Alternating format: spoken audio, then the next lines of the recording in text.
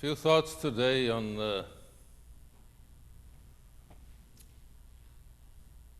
title Carbondale, and using that passage that we listened to, Psalm 133, as some of the backdrop. I've been away for a few weeks. After returning from leave, I went on study leave. It's not a sabbatical or anything. It's just a 2 weeks study leave that I'm obliged to take every year. And it was good. This year I changed or converted a week of that into regular leave because I traveled halfway across the country to fit a new bed for my truck. Not a new one, a used one, but that's not as rotted as the one that was on my truck. And in the process, I learned a lot. First, about a truck. You never buy a truck that was leased in New England or in the northern regions. My truck was leased in Michigan for 3 years, and then somebody else drove it for another 4 years, and the guy had a big boat and a lot of money, so he didn't care about, taking care of the salt, so it was eaten up by the salt. In the process of my going through the learning curve, I found a bed in Middlebury in Indiana, which is the next town over from Shipshewana. And I suppose not many of you know where that is. I've encountered one person actually that knows where Shipshewana is. It's the third largest Amish community in the U.S. So there's buggies and horse manure everywhere, wherever you go there. In the process, I traveled across Carbondale, a town in northeast Pennsylvania. There is also a Carbondale in Illinois. I didn't know of the existence of either of those towns. And on a beautiful day like this, where it is almost a sin to be inside, these beautiful fall days, I would have preferred to talk about the beautiful leaves turning and the subtle messages we get from the processes that we're privileged to be part of, from nature and the cosmos that we're embedded in. Or I would have preferred to put in a new encouragement for people working in the fair booth and take that as a metaphor for a lot of other stuff, the working in the fair booth and so forth. But I think we live in times of great consequence. And it's always on my mind, no matter where I go these days, no matter what I do. One cannot escape that this is no ordinary time in so many ways. And therefore, I constantly have to remind myself and speak to myself that I have to live in the moment, do what I can now, and live fully, while at the same time not use that as an escape mechanism to not tend to the development of the ability to stay visionary, to look towards the long-term future. Secondly,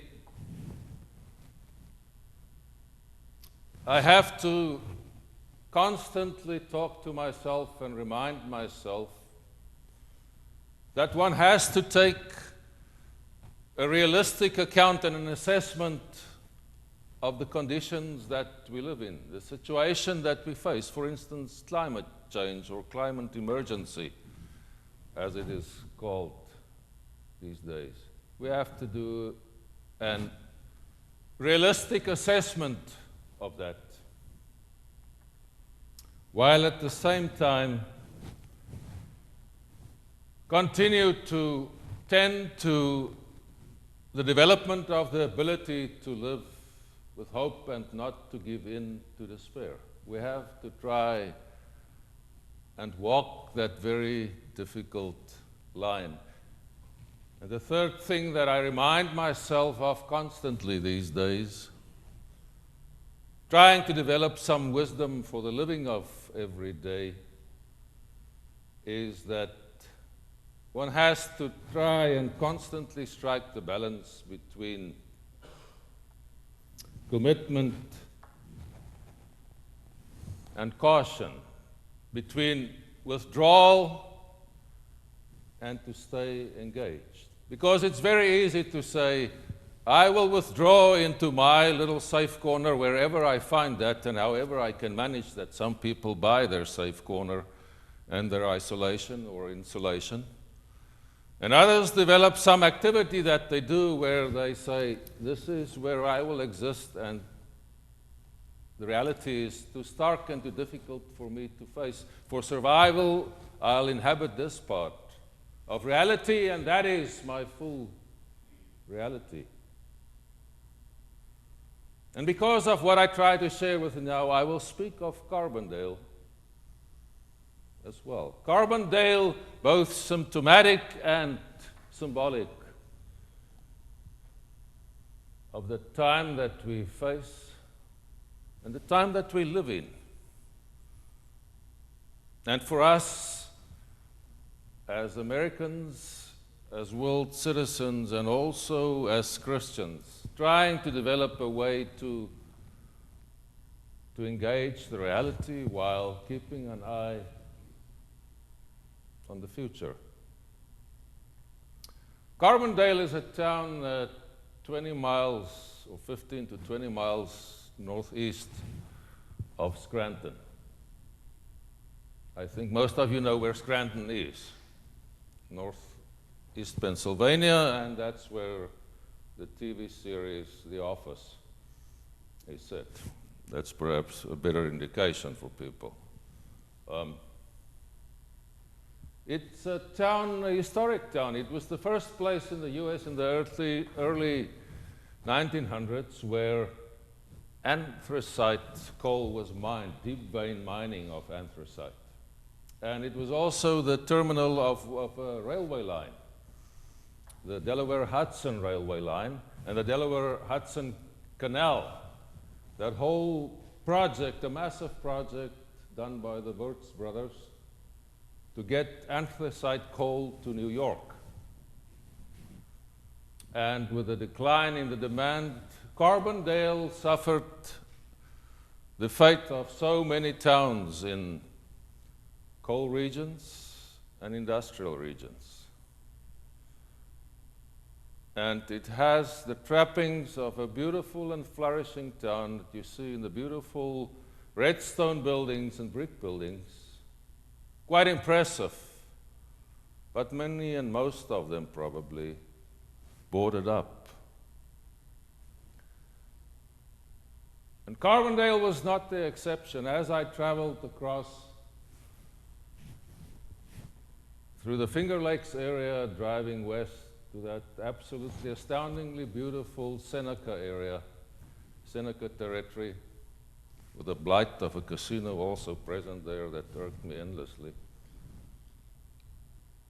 I encountered so many towns in upstate New York and in Pennsylvania and in Ohio, where you can see the decay that has set in, with so many barns and houses, those that are not boarded up, and some of those boarded up leaning like they are tired, and reflecting, I think, in the structures, the fabric of society and the decaying fabric of society in that part of the country which some people call flyover country.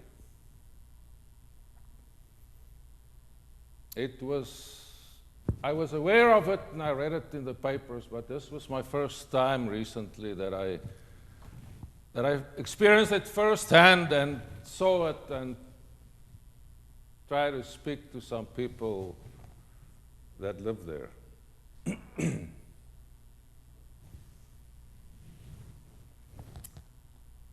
Carbondale, as I said, for me, a symbol and also a symptom of the era that we live in. And I want to speak about Carbondale against the backdrop of that passage, Psalm 133, where it speaks of the dew of Hermon. That is Mount Hermon, the highest mountain in the Middle Eastern region, situated actually in Syria, and most of the Golan Heights that Israel occupy is also part of that massive mountain. At its highest point, 9,332 feet. And there's one peak that actually rises 7,000 feet from its base. So there is a ski resort on the Israeli side that I think is still functioning. And it's also the highest point where there is a UN base called Mount Hermon Hotel by people that go there, the soldiers. Due to its height and due to the plain that reaches from there to the Mediterranean, Mount Hermon catches a lot of moisture, and it has one of the most intense and prolific dew falls of any place on earth. So the winds from the ocean being forced up and then creating huge condensation that feeds a lot of rivers and streams and brooks, and that feeds the vegetation so that you have a lush mountainside in an area that is barren and that has a very harsh climate. And the dew of Mount Hermon is proverbial in the Middle East. Everybody knows about it. That is an area that is lush due to that dew that falls on the mountainside. It creates life. It changes the environment. It creates a place where life can flourish.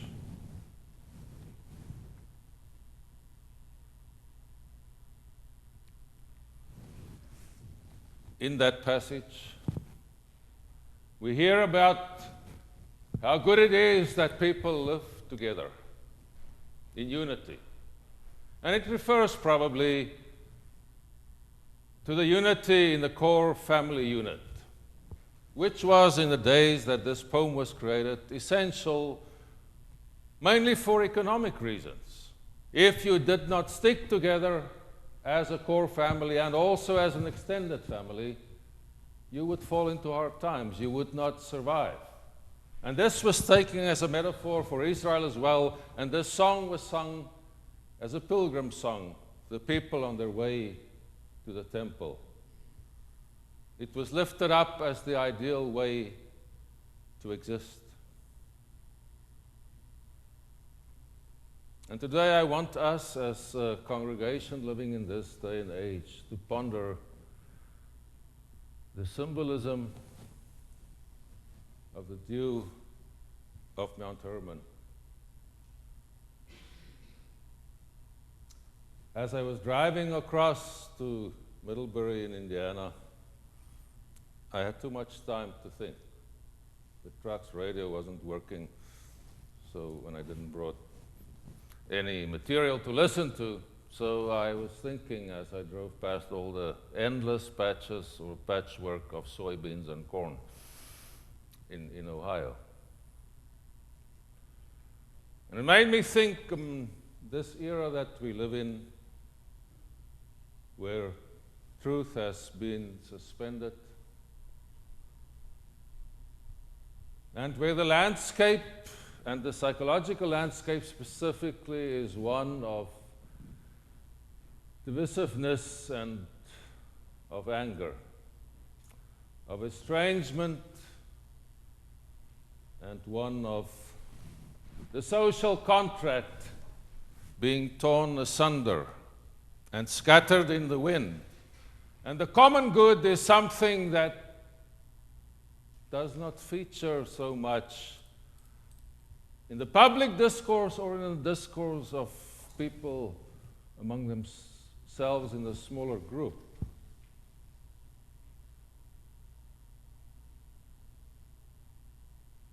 What are we to do?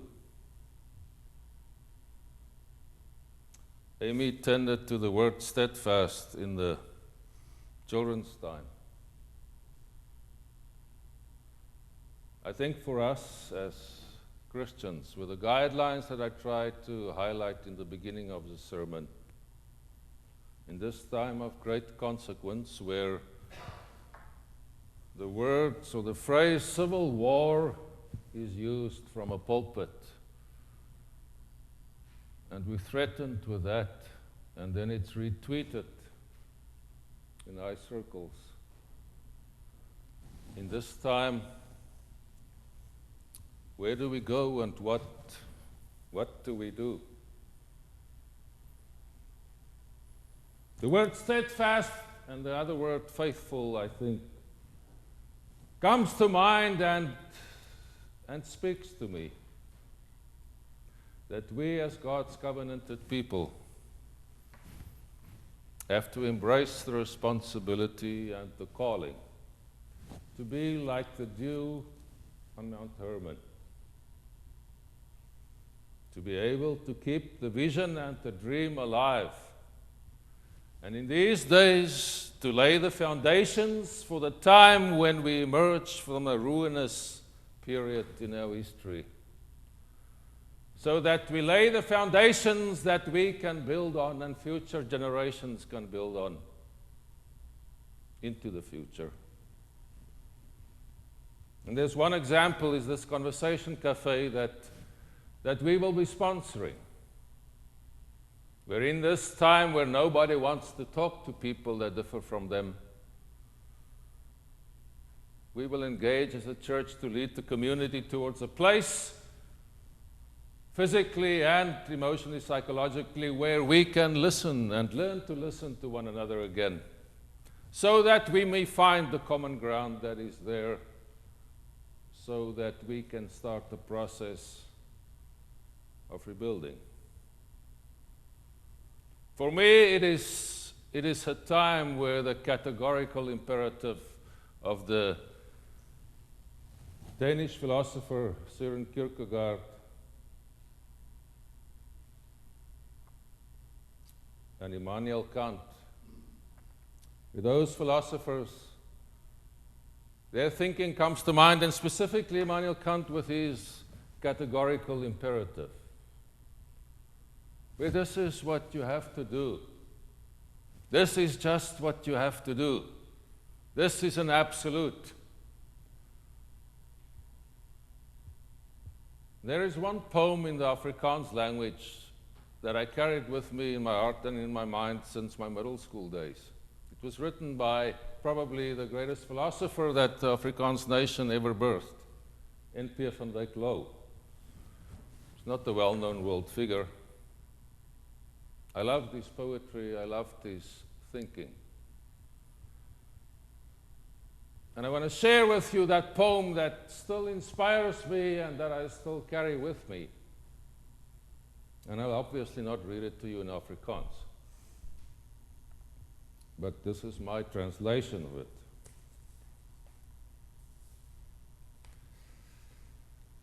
It's from a collection, Thoughts,